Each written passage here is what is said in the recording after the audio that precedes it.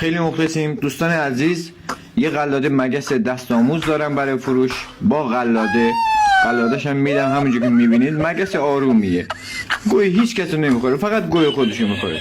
از بچگی هم دست خودم بود، سالمه، بپره، اذیت نمیکنه، وزوز نمیکنه. اسمش جسیه.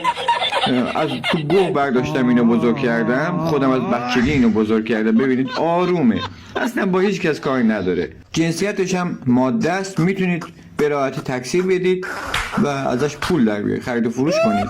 عرضم به حضورتون دیگه همینه. ببینید پراش سالمه، پاهاش سالمه، شاسی سالم، همه چی و روشونتون میشینه. دست آموزه، نیازی ندارید به غذای برید، ببریدش خودش گوهای شما رو میخوره، گوی بقیه هم میخوره. کاملا اصیل و مگس ایرانیه.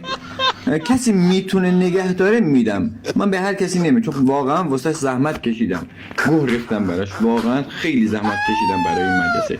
مثل مگس های دیگه نیست، وزوزی نیست. یه بار بگی ویز میره دیگه، پیداش نمیشه. مدارک داره، شناسنامه داره، تمام واکسن های گوهیشو زدم کامل. اگرم شاغل هستید نمیتونید گوه پیش برسونید، پنجره کافی صبح باز کنید، میره گوه میخوره، گوه خودشو میخوره و برمیگرده میاد سر جاش میشین. ببینید اسمش هم بلده، کافی صداش کنید جسی وز و میاد پیشتون میشینه روشونتون. ببینید صداش میام جسی جان بیا، وزی بیا.